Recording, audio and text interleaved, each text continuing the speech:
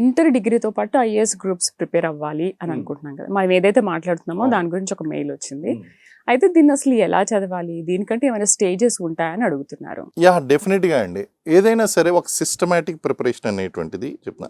నా యొక్క సుదీర్ఘమైనటువంటి 30 సంవత్సరాల అనుభవంతో నేను చెప్తున్నాను. అంటే కాంపిటేటివ్ ఎగ్జామ్స్ రాసినప్పటి నుంచి ఇక్కడ కోచింగ్ ఇచ్చేంత వరకు ఉన్నటువంటి ఆ సుదీర్ఘ ప్రయాణంలో నేను ఇచ్చేటువంటి సూచన ఏంటి అంటే, ఇంటర్తో కానీ లేదా డిగ్రీతో కానీ ప్రిపరేషన్ చేస్తే కనుక 3 స్టేజెస్ ఆఫ్ ప్రిపరేషన్ అనేటువంటి చేయాలి. ఇందులో 3 స్టేజెస్ ఉంటాయి. ఎవరైనా సరే ఇంటర్మీడియట్లో కానీ లేదా డిగ్రీలో కానీ ప్రిపేర్ అవ్వాలి అనుకునేటువంటి వాళ్ళు, స్టేజ్ 1 అంటే సపోజ్ ఇప్పుడు నేను ఎగ్జాంపుల్ ఇంటర్మీడియట్ పర్సన్ తీసుకుంటా అండి. ఇంటర్మీడియట్లో మన కోర్స్ జాయిన్ అయినటువంటి వాళ్ళు, ఇప్పుడు ఎవరైతే ఇంటర్తో పాటు ఐఏఎస్, డిగ్రీతో పాటు ఐఏఎస్ జాయిన్ అయ్యేటువంటి వాళ్ళకి ఇంటర్ విద్యార్థిని ఎగ్జాంపుల్గా తీసుకుంటే స్టేజ్ 1 అనేసరికి ఇంటర్ 2 సంవత్సరాలు, డిగ్రీ మొదటి సంవత్సరం, ఈ 3 సంవత్సరాలు కలిపి నేనేమంటాను అంటే స్టేజ్ 1 ప్రిపరేషన్ అంటాను.